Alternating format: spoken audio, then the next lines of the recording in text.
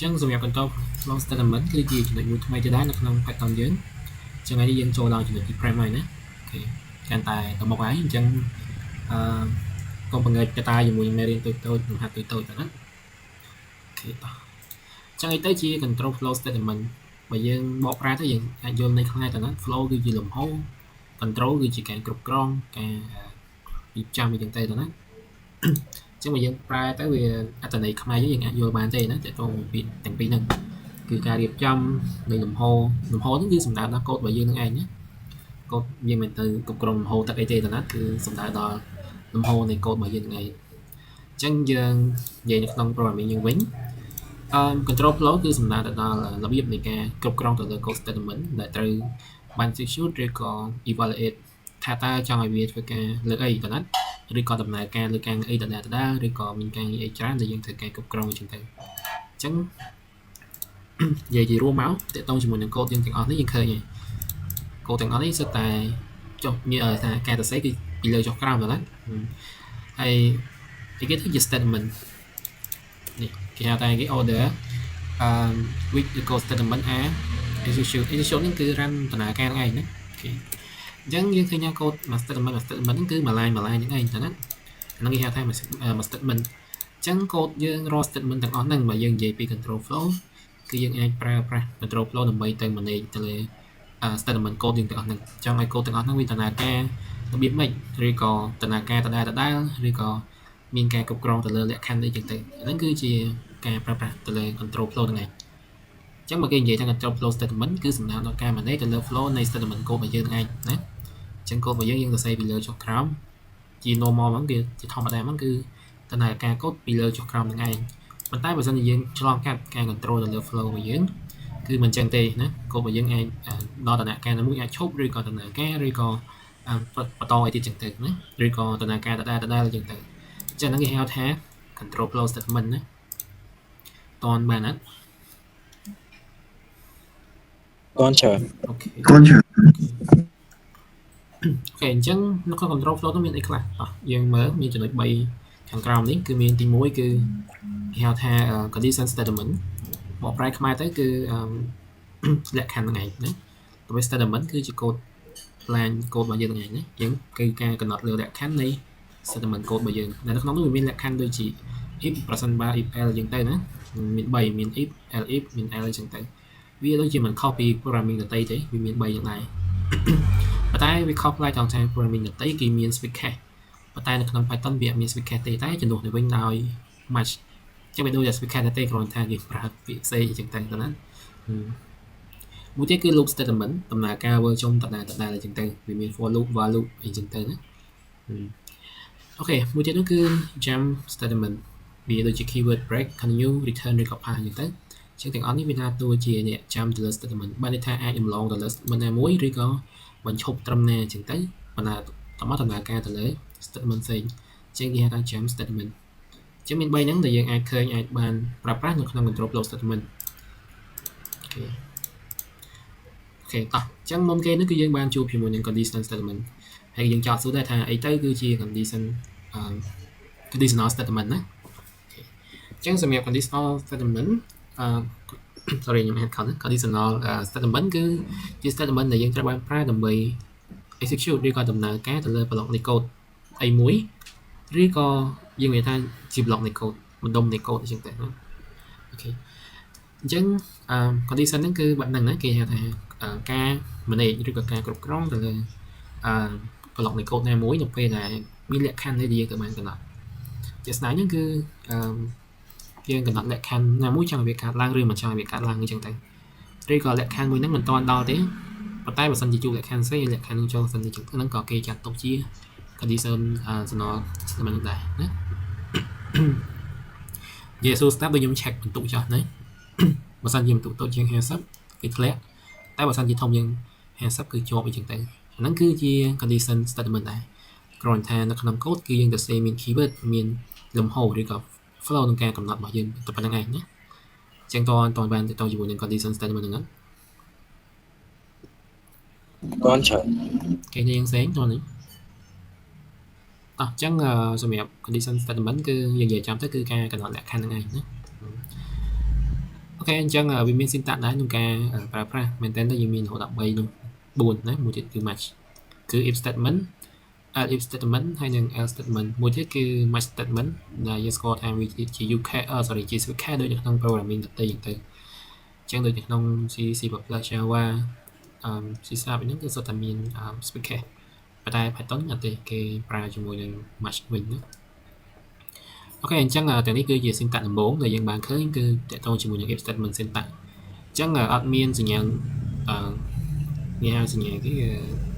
ទាំងគេបង្កាញ់ឬក៏ calibrate ទេតើថាsyntax គេបែបហ្នឹង if ហើយនឹង condition យើងចង់ឆែកទៅលក្ខខណ្ឌអីគេណាតែមកនៅខាងក្រោមនេះក៏មិនមែនអត់មានគេហៅថា calibrate ដើម្បីតម្លាក់ចុះក្រោមទេគឺជាការចូល space ដើម្បីទៅសេអញ្ចឹងតកតងជាមួយនឹងកន្លែងហ្នឹងគឺយើងត្រូវប្រយ័ត្នដែរបើសិនជាយើងទៅសេមួយពួក VS Code នេះវាជាប្រភេទ Smart Editor អញ្ចឹងវាអាចជួយសម្រួលយើងបានតែបើសិនជាយើងសរសេរ Notepad អីហ្នឹងគឺចុះបន្ទាត់អត់ត្រូវ run data ទេគាត់ Python ណាអញ្ចឹងខ្ញុំតែមកតំណការ license ខ្ញុំធ្វើការបង្កើត file មួយទៀតដាក់ឈ្មោះថាflow dot py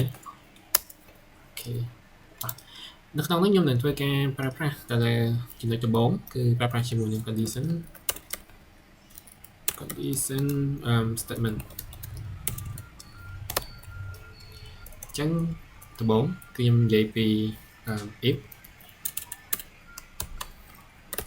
if statement ខ្ញុំ check លក្ខខណ្ឌឬក៏ខ្ញុំ check អីមួយអញ្ចឹងខ្ញុំនិយាយពីបន្ទុកចុះ score 50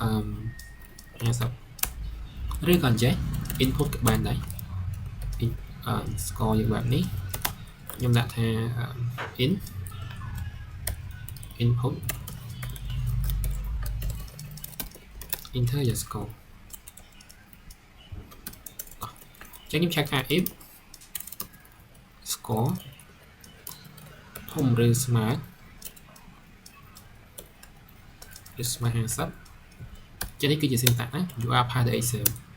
តែបើសិនជាមិនចូលលក្ខខណ្ឌនឹងទេខ្ញុំ print statement មួយចោលគឺដាក់ថា file Excel ប៉ុន្តែខ្ញុំអត់តាមលក្ខខណ្ឌ L ណាចាំមើល run ណាអ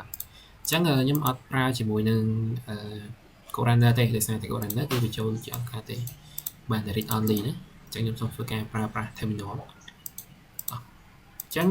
run អញ្ចឹងខ្ញុំធ្វើការhave command មកពីបញ្ជា Python ឈ្មោះ file គេឈ្មោះថា flow.py ខ្ញុំ enter មកខ្ញុំយកបន្ទុកថា23អញ្ចឹងដាក់ថា file .excel ហេតុនេះមិនចេញអញ្ចឹងដោយសារបន្ទុកយើងតូចជាង50តើអញ្ចឹងនេះអូខេអញ្ចឹងពេលមិញបញ្ចូលបន្ទុកនេះគឺ23អញ្ចឹងវាតូចជាង50អញ្ចឹងហើយគឺវាអត់ចូលលក្ខខណ្ឌមួយនេះទេអូខេតើនិយាយពី else statement syntax ម្ដង else syntax គឺបែបនេះវាពុំមាន condition ទេណាវា copy if វាមាន condition ហេតុអីអញ្ចឹងណាខ្ញុំពីយកតែលុបនេះចោលត្រង់ថាដែលយើងប្រើប្រាស់ if ហើយនឹង else ជាមួយគ្នាបានន័យថាពេលនោះ else វាមិនមានលក្ខខណ្ឌទេវាគឺទទួលរងពី if ទទួលរងមិនបានន័យថាបើសិនជាមិនចូលគឺធ្លាក់ដែរណាយល់អញ្ចឹងណាចឹងនេះយ៉ាងតិចយើងឆែកលក្ខខណ្ឌថាបើសិនជាបន្ទុកធំឬក៏ស្មើ50យក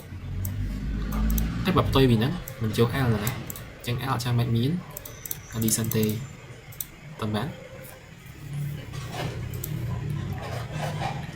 នេះសូមនិយាយឡើងវិញណាកាលណាយើងប្រើលក្ខខណ្ឌ if និង L ជាមួយគ្នាពេលណាដែលយើង check លើ if នោះ L យើងមិនបាច់ check ទេដោយសារវាផ្ទុយពី L ហ្នឹងឯងណាអញ្ចឹងយើងនិយាយ simple term បែបនេះបែរថាបើសិនជាបន្ទុកយើងធំឬក៏ស្មើ50គឺចូលហើយតែបើតូចជាង50យើងមិនបាច់ទៅ check ទេគឺវាចូលលក្ខខណ្ឌ L automatic អញ្ចឹងវាប្រកាសទៅចេញប៉ុណ្ណេះហ្នឹងណាបែបហ្នឹងអញ្ចឹងខ្ញុំ print នេះមើលដាក់ថា23ឃើញ play អត់ you are for the exam better luck with time ត តែបើសិនជាខ្ញុំបញ្ចូល67ពេលនេះវានឹងចូលលក្ខខណ្ឌ if អញ្ចឹងលក្ខខណ្ឌ2ហ្នឹងគឺវាផ្ទុយគ្នានឹងឯងណា if ហើយនឹងតើមែនអញ្ចឹងតោះនេះទៅមកចំណុចទៀតយើងនិយាយពី elif ម្ដងទាំង3យកគ្នាណាមុននេះយើងមានតែ2ទេហើយយើងនិយាយទាំង3យកគ្នាតែម្ដងលក្ខខណ្ឌ elif នេះគឺជាលក្ខខណ្ឌមួយទៀតដែលយើងផលិតទៅលើអីគេទៅលើលក្ខខណ្ឌបន្ទាប់ពីលក្ខខណ្ឌ if ប៉ុណ្ណាអញ្ចឹងឥឡូវនេះខ្ញុំ check ថាបើសិនជាធំឬក៏ស្មើគេ50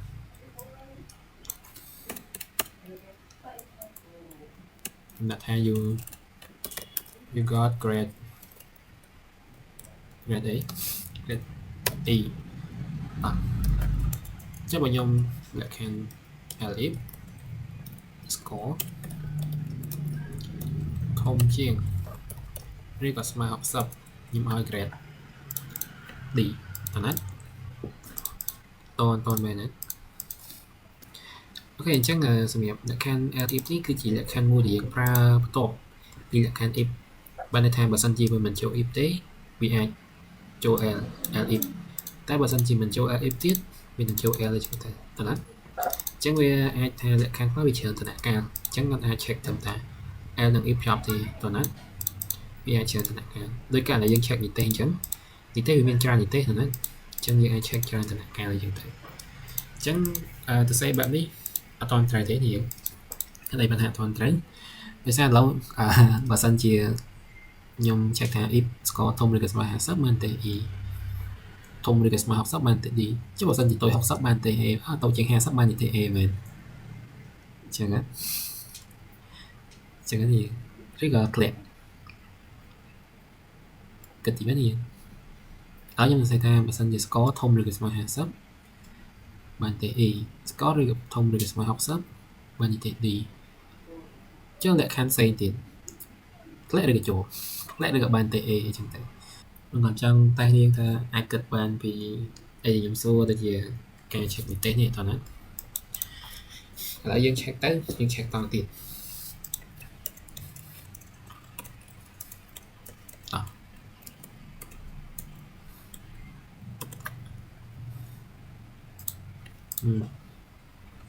จะมี net អត់ឥឡូវយើង check តអញ្ចឹងនេះ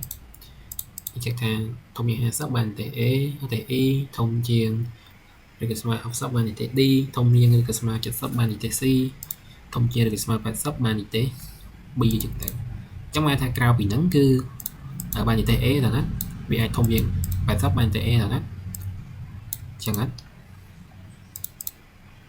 បាទច្រើនចុះបើខ្ញុំបញ្ចូលបាន30បានទេ a អត់ភាសាឡងខ្ញុំរ៉ានខ្ញុំដាក់ថាបាននេះទេបានទុក80ចុះវាចេញអីគេបានទេ e វិញមិនចឹងនេះដល់ទៀតបានទៅ90ហើយទៅបានទេ e មិនចឹងអាហ្នឹងខ្ញុំគិតថាដោយសារតកូនហ្នឹងវារ៉ានពីលើចុះមកក្រោមអញ្ចឹងទៅដល់ពេលដែលបន្ទូយើងបញ្ចូលទាំងប៉ុន្មានវា check ទៅលើលក្ខខណ្ឌទី1មកខាងទី1ចុះអត់ check លក្ខខណ្ឌនេះ check លក្ខខណ្ឌនេះអត់ខ្ញុំគិតថាអត់ព្រោះអី90ហ្នឹងវាធំជាង50ហើយអញ្ចឹងវាត្រូវជាមួយនឹងលក្ខខណ្ឌ if ខាងលើហើយតែបើសិនជាយើងត្រឡប់លក្ខខណ្ឌហ្នឹងពីលើចុះមកក្រោមវិញអាហ្នឹងខ្ញុំគិតថាវាអាចចូលទៅតាមលក្ខខណ្ឌមួយអូខេអញ្ចឹងឆ្លើយថាដោយសារតែយើងបញ្ចូលនេះមុននេះមិន90ណា90 80អូខេបញ្ចូលនេះទេអីចឹងថាពេលបញ្ចូលទៅវា check នៅហ្នឹងចូលនឹងយកមកដោយសារតែមែនតើយើងឃើញយើងលក្ខខណ្ឌ A នៅខាងក្រោមនេះដោយសារអីយើងអត់មានលក្ខខណ្ឌណាតុបទេតោះណាអត់មានលក្ខខណ្ឌណាមួយតុបទេដោយសារតែយើង check បែបនេះអត់ accurate ទេតោះណាយើង check ធំ50ទៅនឹងចុះតូចជាង50យើងមានលក្ខខណ្ឌ check អាហ្នឹងតោះណាចឹងយើង check លក្ខខណ្ឌយើងគិតមើលតែចំណាយតោះណាយើង check ឆ្លើយដូចមិញក៏វាមិនជាថាខុសដែរប៉ុន្តែបើយើងគិត flow មែនតើនេះប៉ុណ្ណាវាអត់មានលក្ខខណ្ឌ check ដើម្បីទប់លក្ខខណ្ឌដែលធ្លាក់មាននេះឃើញហ្នឹងមានលក្ខខណ្ឌជាប់ហ្នឹង ចាខ្ញុំបញ្ចូលបន្ទុកធ្លាក់ណាចឹងយើងនឹង check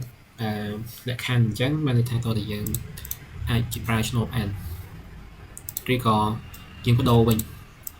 បដូរចេញវិញមកបដូរតែបើសិនជាតូចជាង50តូចជាង net cat បានតិចអញ្ចឹងទៅតែបើសិនជា score តូចជាងតូចជាង50នឹងយើងប្រើនឹង score តូចជាង60នេះធំជាង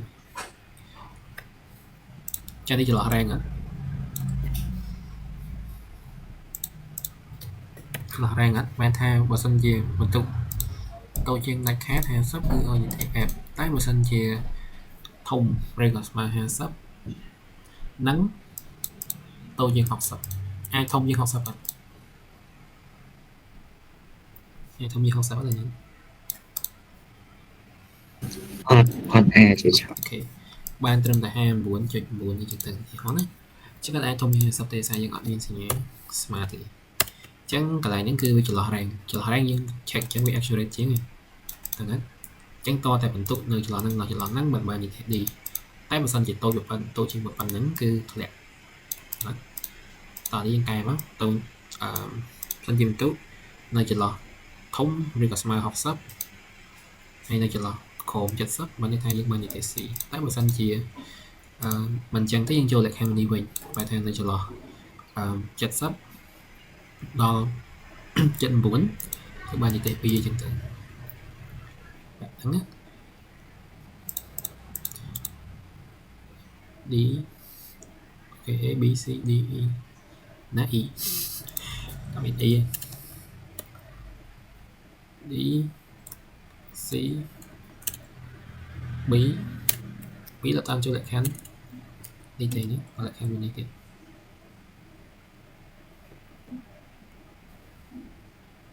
អត់ដាក់អស់ហ្នឹង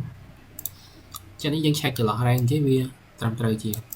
ឡូវសួរថាមានលក្ខខណ្ឌធ្លាក់នៅមានលក្ខខណ្ឌធ្លាក់នៅយើងចូលមានអី អូខេអញ្ចឹងបានថាឲ្យតែក្រោម50នឹងធ្លាក់អញ្ចឹងមកធំជាងធំឬក៏ស្មើ50នៅទៅដល់គេទៅដល់59ដឹងអត់បានទេហ្នឹងឯងអញ្ចឹងវាចន្លោះ rank បែបហ្នឹងដេញមកបែបហ្នឹងអញ្ចឹងចុងក្រោយគឺតូចជាង90បានទេ B អញ្ចឹងបើសិនជាបានស្មើឬក៏ធំជាង90អាហ្នឹងគឺបានទេ A អញ្ចឹងចាប់បានដល់100 110 120 130មិននៅ NTA ដែរបាទអាហ្នឹងគឺជាង check ចន្លោះ rank បែបហ្នឹងគឺត្រឹមត្រូវជាងអញ្ចឹងដល់បញ្ចូលបាទHopper បានទេ D តោះ Hopper នៅចន្លោះណាចន្លោះនេះណាត្រូវទេ Yes Yes teacher អូខេតោះអញ្ចឹងខ្ញុំដាក់កៅ1បានទេ A អញ្ចឹងឲ្យតែធំឬក៏ស្មើ90ចូល A តោះមួយទៀតបាន45បានទេ A អញ្ចឹងដាច់ខាតហ្នឹងឲ្យតែតូចជាង50គឺធ្លាក់ទុក 349.99 ក៏ដោយក៏ធ្លាក់ដែរតើណាចឹងនេះយើងឆែកលក្ខខណ្ឌចន្លោះ rank បែបហ្នឹងណាចឹងនេះគឺលក្ខខណ្ឌ LIP ចឹងនេះយើងនឹងព្យាយាមបញ្ចប់ត្រឹមចំណុច match ចឹង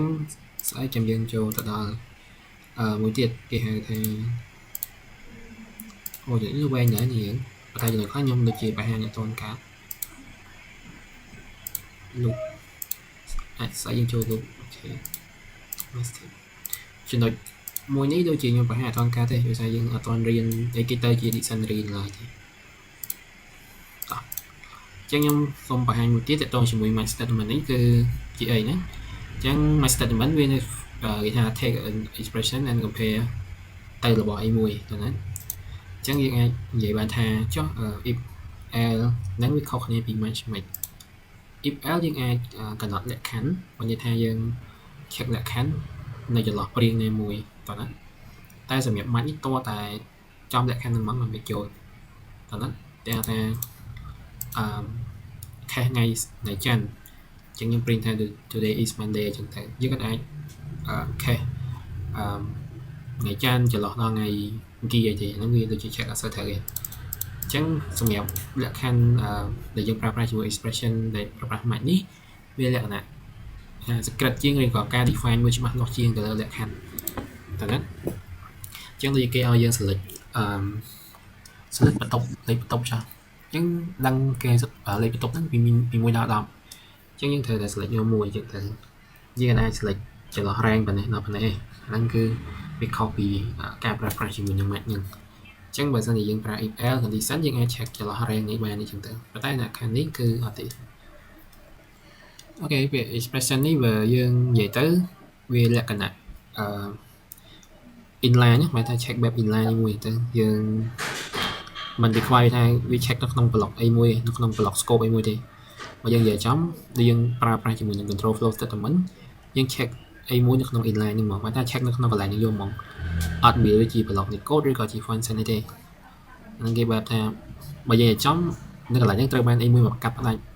បញ្ចូលមកអញ្ចឹងអាហ្នឹងគេហៅ expression នេះវាខុសពីការដែលយើងទៅសេបែបនេះការទៅសេបែបនេះវាអត់ទៅជា expression នេះទេបើថាជា block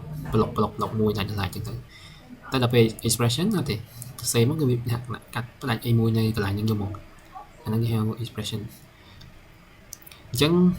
ដូចករណីយើងកំណត់បែបនេះបើថាយើងផ្ដល់តម្លៃអញ្ចឹង block មួយហ្នឹងត្រូវបានកាត់ផ្ដាច់ដោយ expression មួយហ្នឹងសម្រាប់ធ្វើការងារអីមួយអញ្ចឹងទៅវាខុសពីដែលយើងទៅសេដើម្បី check លក្ខខណ្ឌដើម្បីផ្ដល់ rank ដើម្បីការងារមួយជាក់លាក់នៅកន្លែងនេះអញ្ចឹងទៅអានេះគ្រាន់តែថា block cache មួយហ្នឹងគឺវាកាត់យកកន្លែងនេះមក block ហ្នឹងយកតែម្ដងបើឲ្យថាវាដូច if មកវាអត់ដូចទេអញ្ចឹងខ្ញុំសូមឧទាហរណ៍មកទៅមកនិយាយប្រៀបធៀបយូរទៅវាអត់ត្រូវសាច់រឿងទេប៉ុន្តែ syntax យើងត្រូវមើលគឺយើងមាន keyword match ហើយនឹង expression អញ្ចឹង expression នេះគឺជាតម្លៃដែលយើងយកមកឬក៏ជារបស់ដែលយើងយកមកផ្ដល់នៅការជ្រើសរើសឲ្យគេហ្នឹងឯងអញ្ចឹងនៅកន្លែងនេះអញ្ចឹង status ហ្នឹងជាអីណាអញ្ចឹងខ្ញុំនឹងបង្ហាញ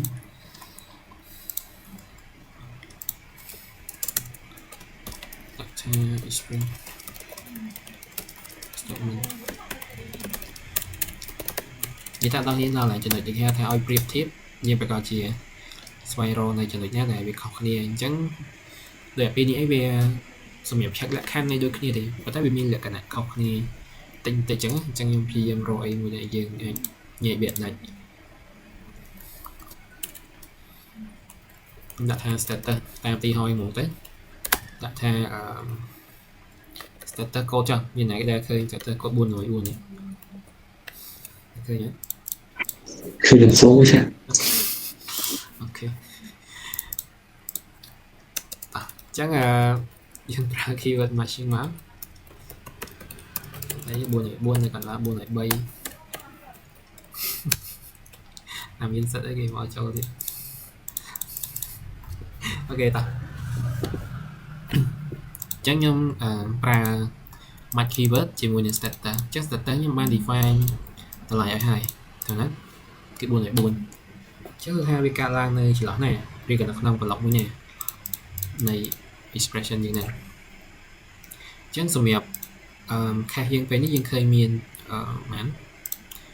1 2 3 4 5ណាអូខេ5អញ្ចឹងយើងឃើញថាបើសិនជាយើងមិនចូលលក្ខខណ្ឌទាំងអស់នេះទេវាអត់មានចន្លោះ rank ណាមួយទេតើណាវាឲ្យយើងមកមួយយើងចូលលក្ខខណ្ឌមួយនេះយកតែម្ដងវាច្បាស់លាស់ជាង if else តើណា if else យើងអាច check វាចន្លោះ rank នៅចន្លោះណាមួយនៅចន្លោះណាមួយបើមិនធ្លាក់ជាប់អញ្ចឹងណាប៉ុន្តែនេះអត់ទេលក្ខខណ្ឌហ្នឹងបើសិនជាមិនមានអត់មានយកមកអត់មានរុញចូលមួយណាទេគឺរុញចូលលក្ខខណ្ឌ default មួយតែម្ដងបែបនេះអញ្ចឹងទៅ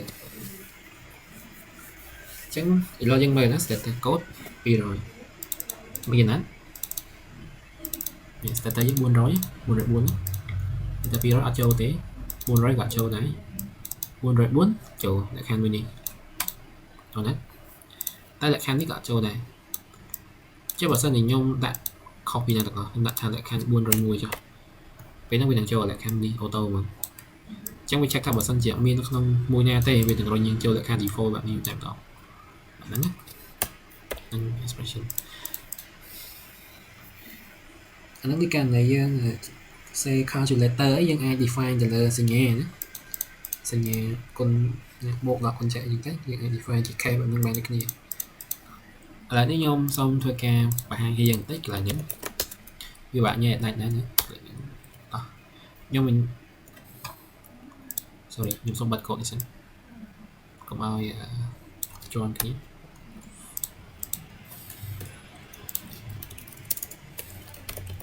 cả mấy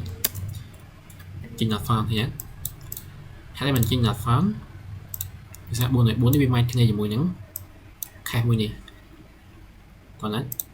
chứ bao nhiêu đặt buồn rồi mùi trên anh nấu starter hát ấy viêm đấy giờ là rang buồn rồi là buồn này ở nắng cứ ở thế cứ lại khăn đấy mùi này cứ mùi nắng còn đấy chẳng ai prep nên mùi những email ban là những